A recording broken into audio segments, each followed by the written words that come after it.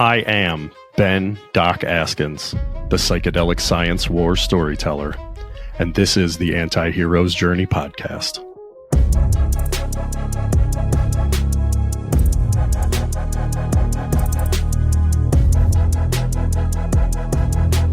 That's when the magic happens. Just clear it up in post, right? Like you just hit record real sneakily like I did 10 seconds ago.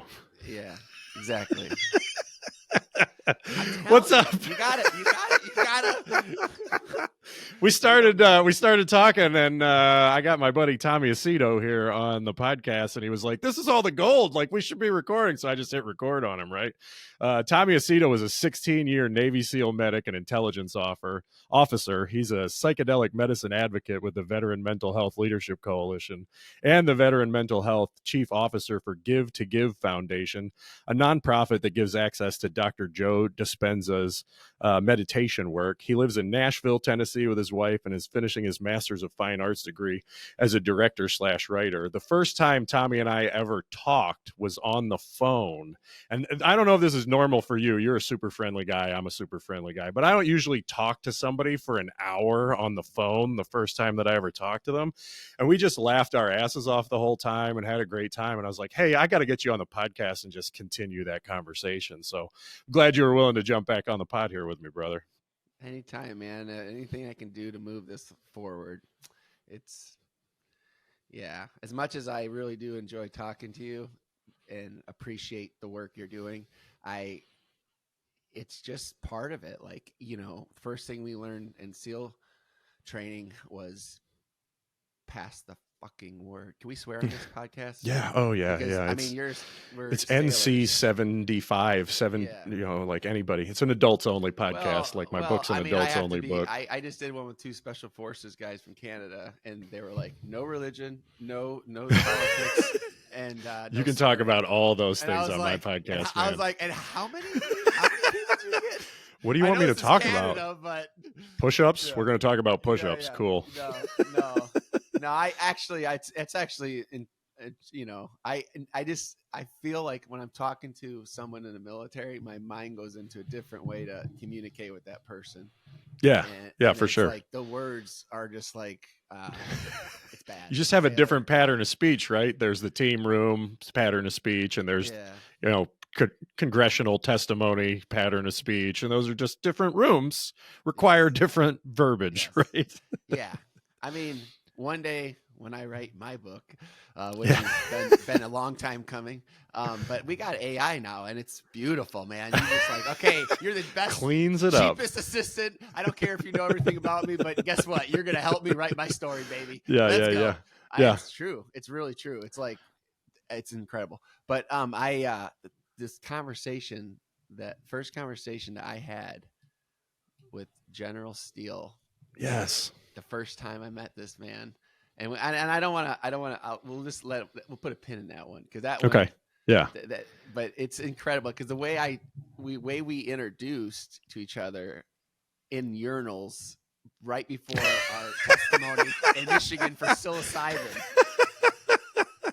I was telling him about my first clandestine meetings growing up in Detroit. Okay. Where we would, across the canal, there was this disgusting, and I was young, I was like 6th grade, but at the time it was this disgusting Mariners nudie bar that was next to the Selfridge Air Force Base. Okay. So the I remember my mom going, hey, to the neighbor, like, hey, Jack, heard you over at the Sales Inn last night. How are those burgers? Like they're like, oh, they're great. They have great food there. Just great food. You got to try the wings. Like all these dudes trying to catch like carp and, bottom feeders, and they're all fishing, where my canal was. And we would go over there and we would do, this is beautiful. I'm so glad I'm telling this story because this is one of my favorites. But I'd get some friends, and we would terrorize the neighborhood. We would do Sneaky Pete, hide and go seek. We got older, we started pissing the people's mailbox we don't Yeah, like. Doing all the bad. They're bad people. Just delinquent stuff. Yeah. Like watch, and then knowing that the heat was going to heat up the mailbox with the urine in it, and when they opened the thing, it was like, oh my god, we were always doing mischief. I mean, just raising heck. I was just I didn't know this, but that was God really programming me, getting me my awareness to in that operational state of mind. I mean, that's what it was. Yeah. Because you could never write my life. You could never write it the way it built. And it's because there's an external force. I call it God, but you can call it universe. It doesn't matter. Sure. It's the same thing. And, so like these were writing my story, but so we'd get guys, and when in winter we'd cross the ice, and we would there was a marina right next to the strip bar, and we would get cinder blocks, and we'd get like 6 of them. We'd stack them high. We'd make steps, and we'd have a guy on lookout post. I had a guy looking at the front door. You know those little foyers they used to have where the phone would be before you get so we had guys staring there. One guy pulling security in the rear, one guy pulling security on the street, and one guy stepping up the steps and looking in the exhaust fan. And like 10 feet from the stage. This is something I don't want to brag about, because like these were not attractive women at all. But we didn't give a shit because we were 6th grade. We were like, right. My heartbeat's going through my chest. You just want to be grown. Like, what are the grown-ups doing in there? Well, it was the sense of adventure, really, and getting away with something. The best part was we would blackmail the shit out of people, because we would see like our neighbors in there. We would see our janitors. We'd see teachers. Getting dirt on the whole town. Oh man. Yeah. Oh yeah. And then once you got that on them, it's just like you just walk around school like, straight A's. Yeah. Oh yeah. Straight A's. Oh yeah. But I told that story to General Steele, and he almost fell over in the laughing. He's such a good dude. That's my first conversation with him, and it was right before. It was right before we went into to do the work in Michigan for psilocybin. Yeah. The first time I met him was when you all were coming to Frankfort, Kentucky, to do the speak in front of the Opioid Abatement Advisory Commission there, and I picked him up at the airport because you were running a little late to get there on that day. And I gave him a ride to the hotel. It's like my 3rd time zone I've lived in. It's like I keep forgetting.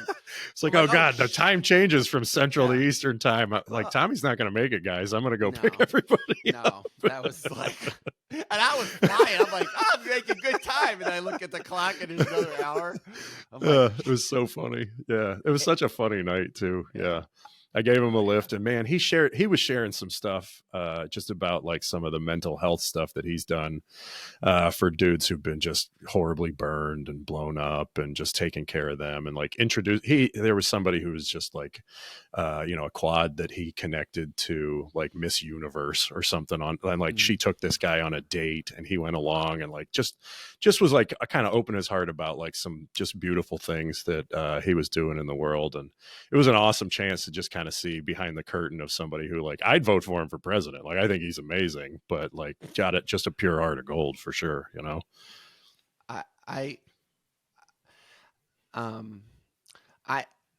I live in this world where I'm kind of naive, and I like that about me, because I kind of keep it's like that goldfish, you just try not to just keep swimming. Yeah, just keep swimming, and just try not to think, judge or have expectations before you talk to someone. You're talking like the Ted Lasso goldfish, like just forgets easy. Yeah. Gotcha. I love that character so much. So yeah, and he's a general. I was like an enlisted medic. SEAL. So I don't know what to expect when I meet these people, and I forget. Sure. I completely forget. And so part of it, though, it's psychological, because like I don't want to really put anyone too high or too low. Sure. People are still people. People, right? I want to be there, and I know I'm like trying to be respectful, because he's a man. He's the man. Yeah. But I you don't get like 3 stars for nothing, right? You don't start from a 17-year-old E1 and become the youngest commissioned officer of the Marine Corps ever. Yeah. At 20. Yeah. 2 tours in Vietnam and still, rocking and rolling, doing, advocacy work for veterans. He's amazing. He was on the all-Marine football team as well.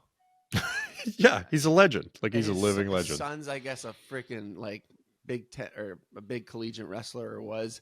But so my point is, I don't know a lot of these people I meet, and then I'm like, oh shit, because this space that we're in, it's like, we're the freaking pathfinders. Like, we're, it's like 100 years from now, they're going to look our names up in books. And that's not because there's probably a sense of, like, I'm still going to be alive then, man. I don't know about you.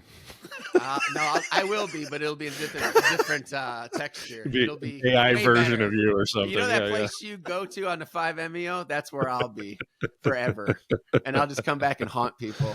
Be like, is that the 4th or the 6th dimension? I forget how all of that stuff gets played out. I've been to quite a few. But nice. Yeah, so I forget, and I'll tell you, I really say this with all honesty. The one currency that I've had in my life, which I'm truly rich, are the men around me. Yeah. And some women. Yeah. That's also my antagonist. But so I've met so many incredible men, and I could name drop and do all that, but that's not the place. But the reality is, besides I'll just say my top 3 that I've met in my life. Yeah. Number 1 was my college soccer coach. His name was Scott Fry, and he recruited me, came to my state champion wrestling match to recruit me for soccer because they were Division III. And nice. He came in and he rebuilt this whole program. My older brother played there, and I knew I was going to start as a freshman. So I just went to the Division III school, and I didn't want to cut weight anymore. So I gave up wrestling again after I won the states. And so this guy came to recruit me he came to watch me wrestle to recruit me for soccer. And we went to the semifinals NCAA my freshman year. We were like a Cinderella story, a bunch of big athletes. We weren't really soccer players. It's kind of like that movie with Sylvester Stallone and the Expendables. No, yeah, exactly. And now it would be. That's what it looked like now, playing soccer. Oh my God! But this guy was amazing. He'd walk in the room and he was like devout man of God. But he had that. He was a little Scottish guy, and he had those eyes that would tear up. And when those eyes teared up, you'd just be like, "What do you want? What do you want me to do? I'll do anything." Because it's like gateway to the soul, and. And so he left after my freshman year, and he ended up winning 6 national titles with the women's soccer program at Messiah. So he'll go down as one of the best college soccer players. He was phenomenal. Yeah. And then, nice. Then the next guy I met was Mike Sweeney. Mike Sweeney was a 5-time Major League All-Star. He walked into the quarterdeck when I was out watch, pissed off because I'm like, come back from deployment and go to become an instructor, and they put you on watch, and you're like, what the hell? There's like 200 people around here that just quit, and they can't stand the quarterdeck. Yeah. It's such a high profile place that they need a SEAL there, but whatever. And so he walks in, and I didn't know who he was, and we just really connected. But Mike Sweeney, if you ever ask anybody in baseball, like some great men in baseball, and he's always in the top 5, top 3 for just his character. And so he became like my best friend since about 15 years now. Something like nice. That. And then he, kind of introduced me to some really good men, but General Steele, he's special because he's so quiet, and he came out of retirement to lead one of the most prolific movements in modern medicine. And, he's never done a psychedelic. He'll never do a psychedelic. Yeah. On principle. Well, I mean, he read my book, and my book is a psychedelic. So there's that much for whatever good that might do. Yeah. Well, it's one thing to read, but another thing to feel. It's a gateway. It's a gateway drug to actual drugs. It's a good, yeah. It's well, I know not everybody's gonna do them. I get that. It's like yeah. That's the idea. Exactly. That's same with Brian Murzecu, the author from Yeah, Immortality. Murescu. Yeah, the Immortality Key. Yeah, it's a good book. Never say his name right. I don't feel bad because nobody can say my name right either. So we're even. Yeah, it's just a big psyop trying to figure out how to say everything in this so-called reality correctly, right? Well, my name was changed twice when they came over from Italy, so it's like they're not even the damn names anyways. We're saying the wrong. You want to talk about words? It's like, yeah. How do you say it right? What are words? Well, it means vinegar in Italian. Okay, nice. Yeah. CH is if it's followed by a vowel, so it's aceto. Aceto. Okay. Yeah, I've never heard anybody say it right, including me. I'm glad I live here in America because I would not want to be called Tommy Vinegar. Yeah. Well, now you're in trouble because that cat's out of the bag. It is one of the oldest medicines in the book, though. Yeah. No, that's true, right? Yeah. Oil and vinegar. Tommy medicine. And honey. Tommy medicine, the medicine man. So being a SEAL medic, that's pretty cool, right? Sock-em and all of that sort of stuff. It was wonderful. I mean, I wanted to be a pediatrician since I was 6, and I gave that up around junior college. It's a lot of school, man. Oh my God. My advisor is just like, what happened to you? I was like, I got lost. Yeah.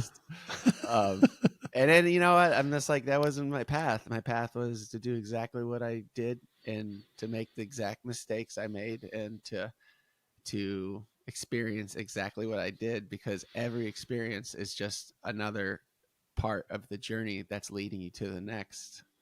Yeah.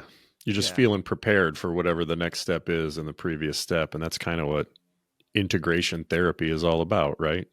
Whether it's psychedelic or not, is being able to get the perspective to where you can read the backwards part of your story, looking at your memories and say, I didn't know, but that was what I was getting ready for, right? Is that kind of how you've stitched together looking back at your past? Well, yeah, I would say this. I'd say the biggest umbrella is that it's about change, and that people need to understand that growth is change. You can't be the same person. You can't have the same relationship you wish you would have had, because that's not change. And that's what life is. It's literally us growing and changing. And the reality is that human beings are really hurting for tools for change. Yeah, absolutely. Because they can't let go. And we can get into that because you asked 5 questions and this is answering one of them. Is my passion is to heal trauma. Plain and simple. Yeah. What's in the kit bag there? Like you talked about, human beings are starving for change. What's in the toolkit? I love that. I love talking to medics. This is awesome. You got the drop leg, you got the kit bag, like you got the stomp, you got escalate force, escalate medicine. Yeah. Grab your buddies. This is going down. Yep. Casualty collection point. Go. The med bag. The med bag. Now, people need to understand what the hell that means and why I get fired up, because that name, get the med bag, downrange,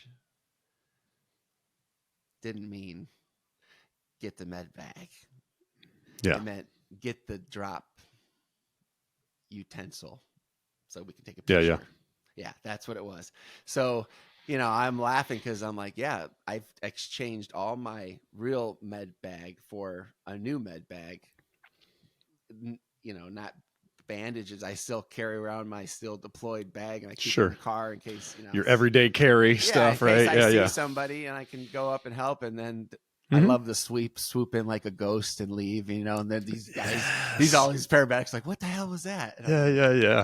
Yeah. It's fun, man. Oh yeah, it's so much fun. I love it. Keep the lore alive, baby. That's what I say. Gotta keep them talking. But the med bag. I treat. But obviously, I try to make it my ministry. To be honest with you, it was real hard about for me to take money because I didn't want to ruin the authenticity Okay. of the interaction that I had from provider to patient. And Okay. I felt like anything I could do to my background, and I have a background in intelligence as well as medicine. So like, it's no coincidence that those are my backgrounds. And now we're sitting here talking about the nervous system, which Mhm. is the intelligence of the whole being.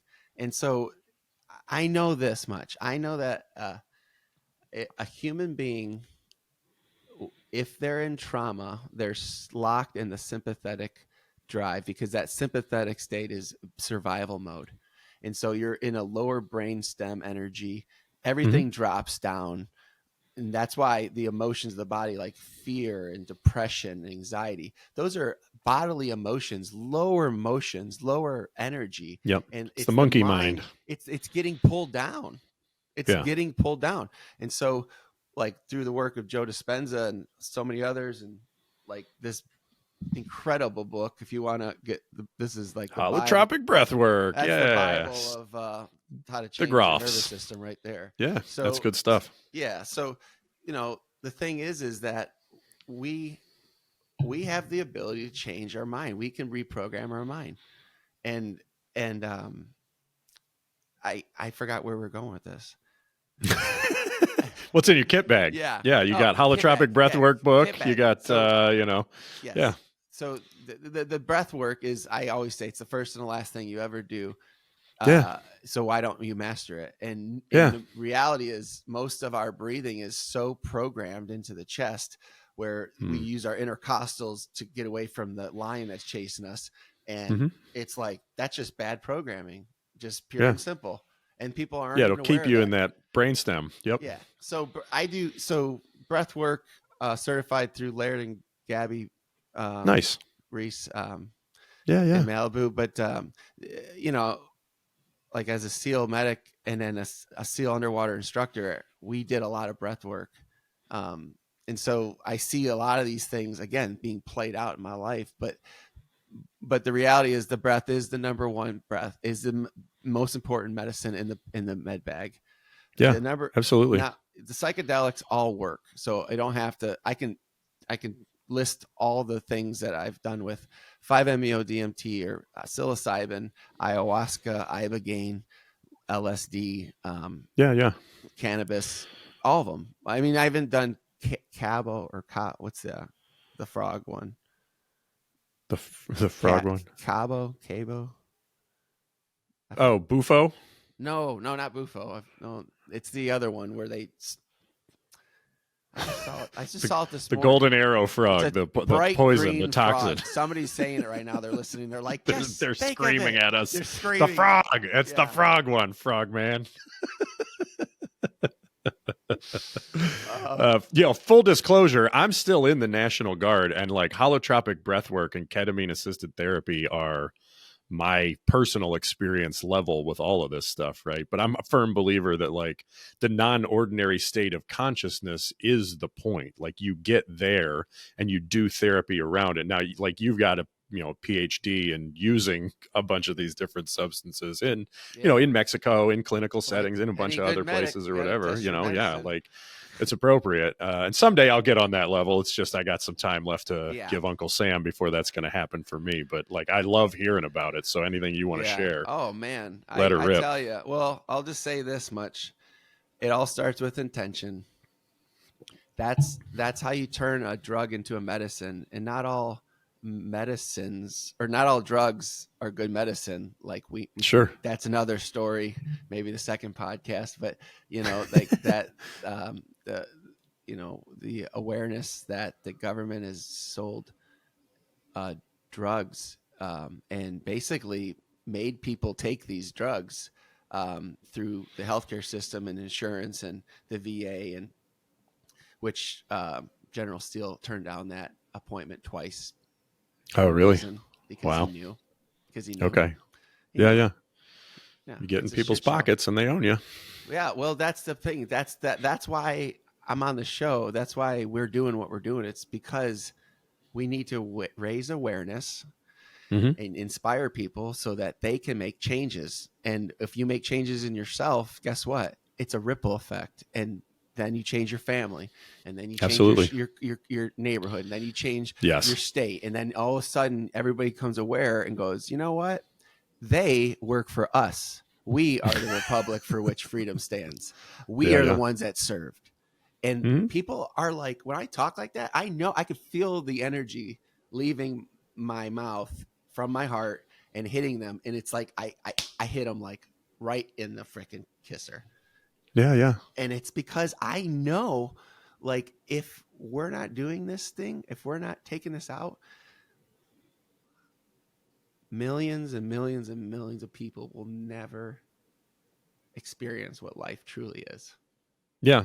I love the vision that Maps casts around a bunch of that, of the idea of net zero trauma by 2070, where between diplomacy that is enlightened, or whatever you want to call it, by gaining the kind of perspective you're describing, and trauma work with recovery for people who have been, suffering incredibly, between those two things, getting to net zero trauma is a realistic goal. It's not, to end all wars by 2070, and it's not to, to heal everyone that's ever suffered, but to find a balance between those things to where we can kind of move to the next stage of, levels of consciousness among human beings on planet Earth, so that we I have a question with that one. love each other, Yeah, go for it. Can you explain when they say net trauma, my mind thinks no trauma, and I'm thinking that can't be possible because there's always conflict in the world. You're never going to get everybody in unity, because the freaking whole world would just blow up into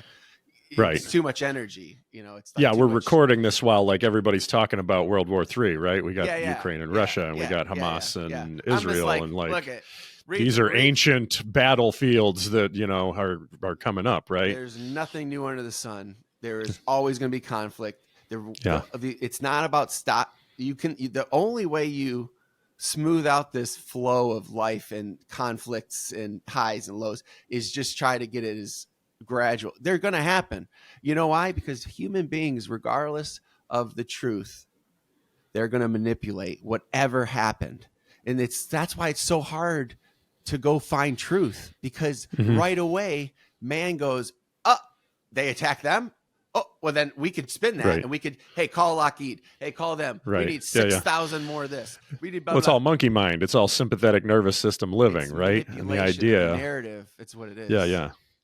The idea with net zero, like net zero, meaning there's still trauma happening, and that's realistic to expect, like you're describing, right? But if we heal enough people with PTSD, that's less people who are living out of a trauma cycle in the world. And then if enough of those people get into positions of leadership or get into influential positions, maybe then we can preempt some of the wars or minimize the amount of violence that is involved in some of those sort of things. Like at the end of a whole bunch of wars historically, like there's the Pax Romana, the peace of the Roman Empire after, a whole lot of war. Or there's the Pax Mongolia, the peace after Genghis Khan did an awful lot of horrible things, right? What's that? Go ahead. When did the Roman one, the Roman war peace? What was that? What was that? The Pax Romanus was, like after that was kind of the beginning of the rise of the nation's church and state union under Constantine and a bunch of those sorts of things. Like, because the book, the Immortality Key, attacks that 392 AD. That's why I was asking, because it's never good was it when peaceful the church for? Takes over the governing authority, because that's what I'm saying is like all organizations, when they start to formulate, like you get too many humans together in this thing, it's like they become animals, and they start to build hierarchies, and people want to be at the top of the hierarchy. Right. And who's the head monkey, and who's in charge of this whole thing? Is it the Pope in Rome, or is it the Pope in the East there? And you get a schism in the 12th century. And is it Martin Luther, or is it the Pope? And you get another schism in the 16th century. And, like that's all kind of hierarchy based. But maybe we can get to a place where we're kind of like, we reflect nature a little better. And nature's a holarchy, where you've got, everything's on the same level, but it interacts meaningfully with each other the way like, mycelium work underground to keep trees alive all over the planet, or, those sorts of idealistic ways of viewing. Maybe we could structure society in a bit less violent way, in a bit less dog eat dog, monkey climb tree sort of way, and maybe in a bit more like the way fungus interacts with plants or something like that. You know what I mean? But fungus, the difference is, man is a predator. We have canines, and I don't care if you eat meat or you don't eat meat, doesn't matter. That does, like I always say, unless you are aware that you're an animal, you're still an animal. And then only then you can become a human. Like you can learn and you can choose, do I want to be this way or do I not want to be this way, to a certain degree, because you still are being programmed, which is why people can't make the changes. It's because they're neurologically programmed. And, they say, well, I did it. I can get off drinking without any psychedelics, or I can do this. I did it, because that's your perspective and you did it. But that doesn't negate the fact that there are millions and millions and millions and millions of people that could actually use this. And if it's all about how we tell the story, because I can sit here and talk about the healing side of psychedelics, or I can talk about the performance side of psychedelics. And guess what? You get a whole bunch of people in their suits that don't give a shit about healing because they can't look at it, and they can go, oh, this is a performance. This is actually a benefit to your brain. Wolves with their canines, right? It's the psychedelics is just like putting a scope on a rifle. We're still going to have bad people. There's still going to be bad practitioners. There's still going to be evil people doing evil things, manipulating other humans with psychedelics. But the reality is, it's on the intention of the person. And it's like, do you stop? Do you not use something because of the effects that it could have on, like it could do these things, when it can also heal people? Like it can do way more good than bad, because it resets the default mode network. That's why. It's a tool, right? It's a sharp knife, and I can, cut a banana and feed my kids with it, or I could cut a whole bunch of jugulars and be a real piece of shit with it, right? Like, well, here's like a thought experiment that I like to use, thinking about like, bad actors, and human beings are, animals in some ways and angels in other ways. Like it took a while to create an amygdala in our brains in the first place, which is kind of like the, oversimplified way of looking at the fear circuit in your brain is amygdala focused, right?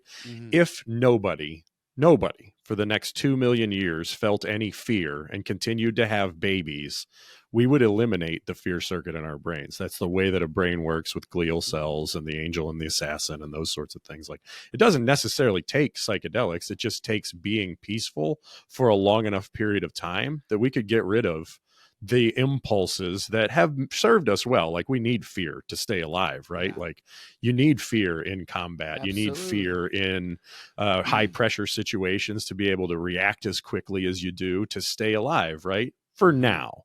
But we don't know what things are going to be like 2 million years from now. Maybe we can influence things for the, 70 years that we have here, and to put us on a slightly different trajectory with respect to the evolution of our species, where like maybe eventually someday we can put fear on the shelf and we don't really need it anymore. Just to have the awareness of right now we're building awareness, and how this word fear, which means false evidence appearing real, it literally is dictating all of humanity.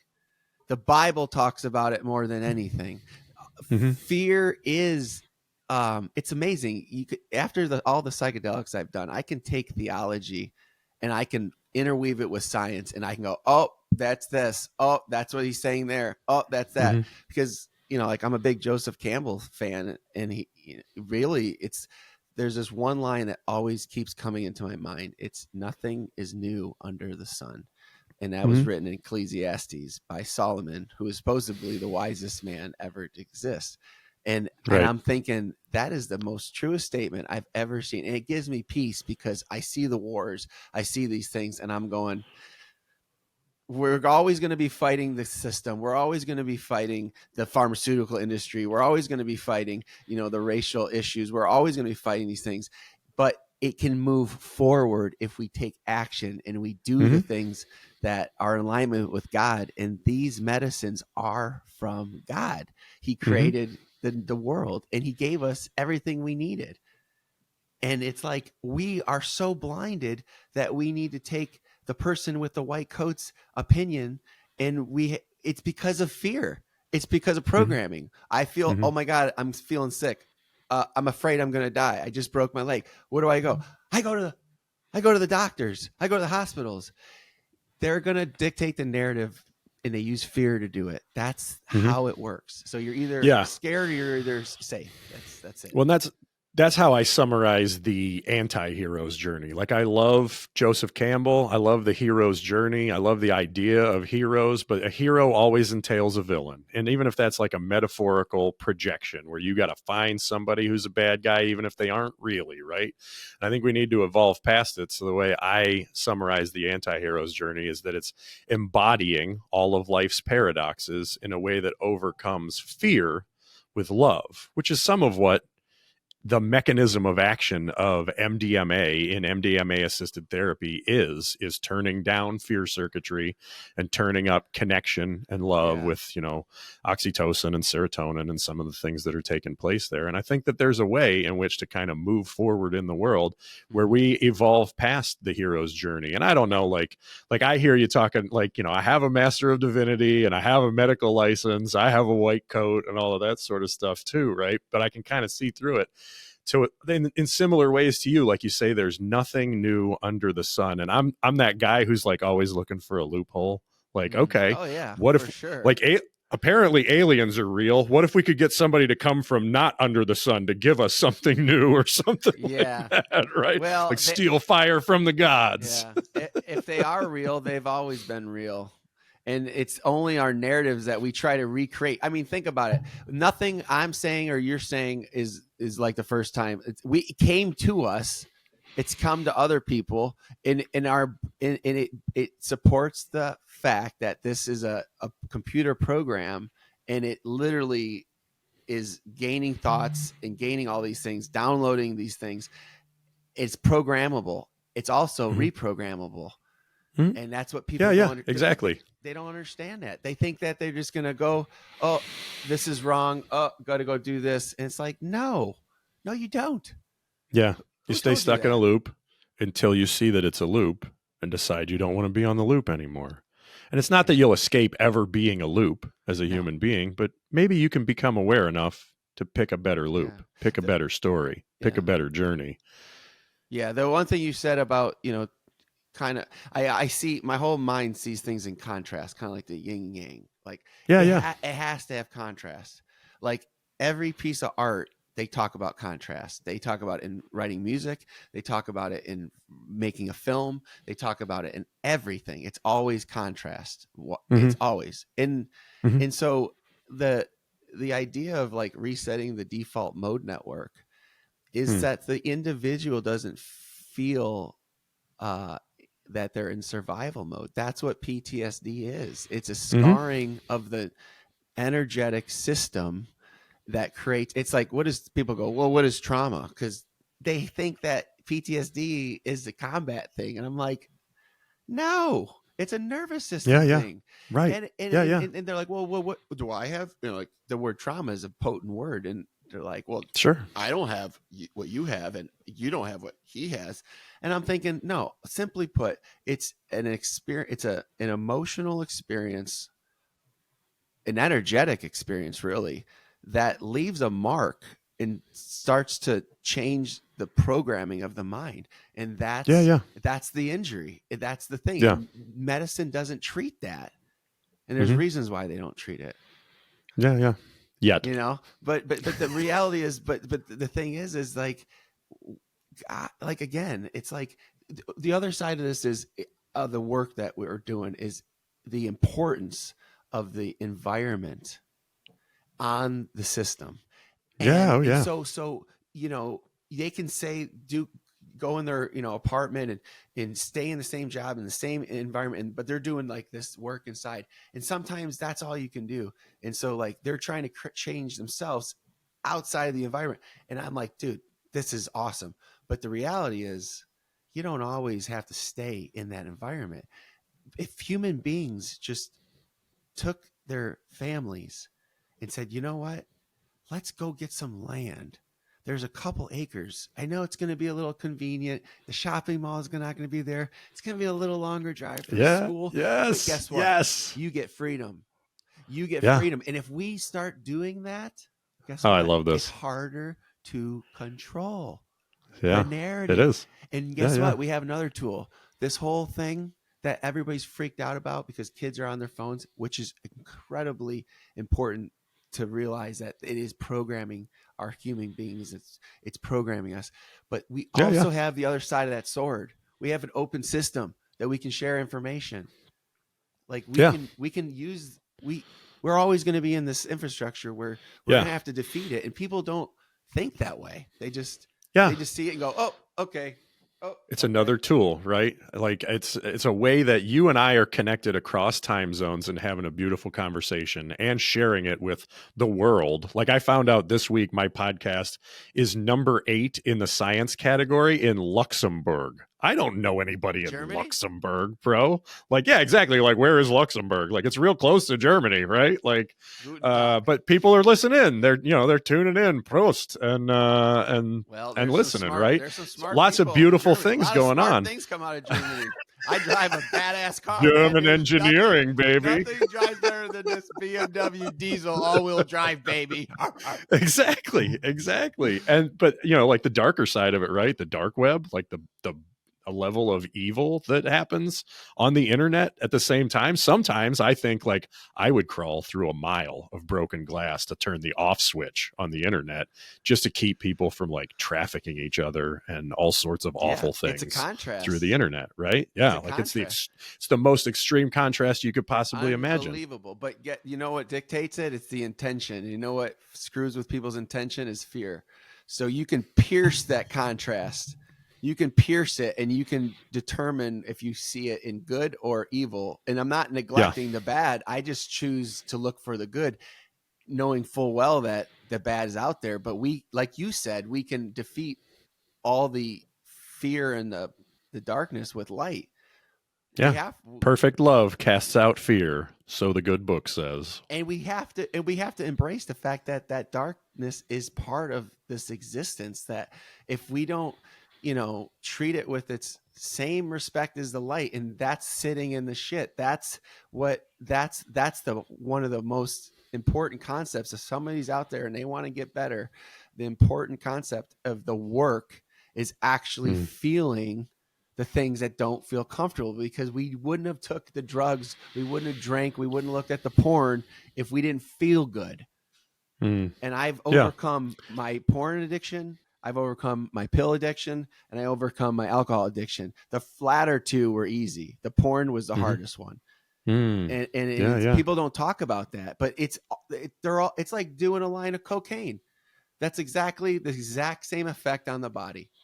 Yeah, it's addictive for sure. And it's even worse because it's part of your animalistic being is to these organs. It's not, that's why it's harder, in my opinion. The sexual part is harder to treat than just a cocaine addiction. Yeah. I can reset you right now. Let's go. We can do some Ibogaine and 5-MeO, and you hold it. Someday. You're not thinking about drinking anymore after this. Someday. Yeah, exactly. No. That's like, how much would that impact their economy right there? Just that. Sure. Oh my God. I mean, a couple of days from now, I'll be walking around doing this thing behind my back again, but not if I reset my default mode network, baby. Come and get me. Right, exactly. Like even I noticed like there's this coin flip, or there's this like two sides of the same coin around like integration therapy. In my experience with, ketamine and breath work is like, there were plenty of situations where it didn't make sense to be as hyper vigilant as I was, right? Like watching everybody's hands in church. Like, who's the active shooter in this scenario or whatever, right? But like, I'm living out of that monkey brain, out of that sympathetic stim. And now, like, I have a similar level of hypervigilance, but it's like I'm watching everybody's hands just to make sure, like, does that guy have enough to eat? Like, is that person, are they okay? Do they need help? Like, it's Yeah. still kind of watching the whole environment. I don't know if I'll ever stop watching the whole environment the same way, but it's looking to help. It's looking to be loving. It's not looking for fear and violence, because I trust fear. Like, fear's there. And when I need it, it's going to show up whether I want it to or not. Somebody comes into the room with a gun, I'm going to be doing things that I didn't even like expect to be doing. By the time it's over, I'll be like, Jesus, did that just happen or whatever, right? But you can just kind of put fear on the shelf to some extent if that's the case, and you can just be hyper vigilantly loving instead of hyper vigilantly fearful, right? It's amazing what happens when you project love. Right? It's really amazing. You like, just find it everywhere. It's kind of crazy because you want to talk about the mycelium and the need for people to feel safe. They want to be connected. It's because homeostasis happens. Creative, like any creative art, any artist knows this. If I am in a flow state and I feel safe, well, guess what? That's when you start opening up this energy. That's when you start opening up your creativity. That's when you start figuring a way out of the shit that you started in, and in like how you crawl out of the thing that you created. It's because you got to access a different part of the mind. You have to change your energy, your mind. This word is change. Can we say that about 100 more times? Well, and that's like the old Greek biblical word for repentance is metanoia. It's change mind, but it's not change your mind like do a 180. It's like change your mind like a dirty diaper. Like take this old mind off and put this new mind on. Is what it means. Wineskin. like an old one being replaced by a new wineskin on an old wineskin. You can't like say, I want to change this and then I'm going to keep all these other deep, dark secrets. No, sorry. You're good. Sorry. I mean, you can let me know how that works out for you, but you'll be like back and doing, I need to do another medicine. I need to do another medicine. Yeah. It's like, no, you don't. I mean, you know what? I don't judge people too. That's the thing is in our own minds, even with my journey, it's like, you know, I have an opportunity to go do medicine. And ironically, I'm always in, like, as soon as I know the opportunity's there, my mind goes, no, you don't need it. No, you don't need it. Because I know subconsciously, if I commit to that I am going to surrender, and my body does not want to surrender. My mind does not want to surrender. But I know from my history, my experience, that when I surrender, that's you flipping the switch and saying, I am trusting the universe. I'm trusting God. I'm trusting everything. And I'm going to override you. And I'm going to tell you something. If a person doesn't feel safe, or at least attempt to feel safe, and that as a healer, that is your job. That is your mission, is to make that patient feel safe. Because if you do that, you can change their life. You can heal them of so many more things than just PTSD. I mean, go talk to Dr. Joe Dispenza and go see the people. I've sat next to people that had stage 4 cancer tumors that were doctors that were like, okay, I can't do anything. There's no way. I know, I feel that there's something wrong about the way we're doing this. It doesn't work. And then they end up going to Dr. Joe, Dispenza retreats that aren't cheap, but they're worth it. And, over 2 years of freaking doing the work, guess what? Her tumors freaking melted. They shrank and they're gone. Wow. I had a kid he had PTSD growing up, and he lost some of his hearing. Imagine that, a kid literally neurologically changing their programming of their ears because they don't want to hear the shit that they're hearing. This kid couldn't hear since he was 5. And he literally, after doing this breath work and this stuff, he literally could hear again. Yeah. I mean, I've read We Are the Placebo. I Yeah. haven't looked into like Joe's stuff in recent years. I'll have to like go subscribe to the Gaia channel or something and check some more of that stuff out. Well, I think that we're at this point where we're integrating science and spirituality. The gig is up. People are just like, they're starting to feel this like awareness that there's another way. And I think that's called hope. And I think hope is another word for belief and faith, because when you Absolutely. start to believe something, Faith, hope, and love. this is what the book talks about. It's the power of belief that truly heals somebody. And that's why I'm such an advocate for the psychedelics, because the psychedelics gives you an experience that tricks the body into thinking that the experience is real.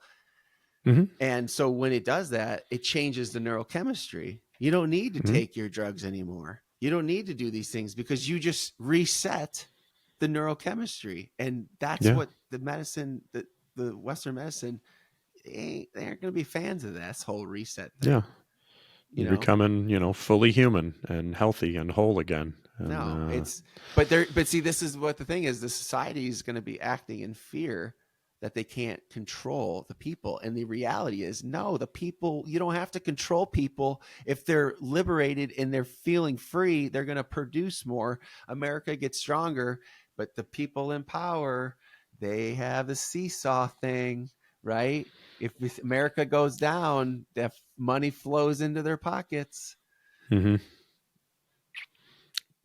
It's a complicated balance to strike, right? That's why you got to get in your wagon. You got to find your land and get your chickens. Got to find your land to get away. And yeah. That's the smart move, right? I like it. Yeah. This was supposed to be one of those Q5 podcast episodes where I asked people the same 5 questions, and I didn't ask a single one of them, but I feel like you answered virtually all of them. I'm just going to go ahead and wrap it up with the 5th question. Who are you really, Tommy Aceto? Yeah, that's a beautiful question. I did look at him before I got in the shower this morning. Who am I? I am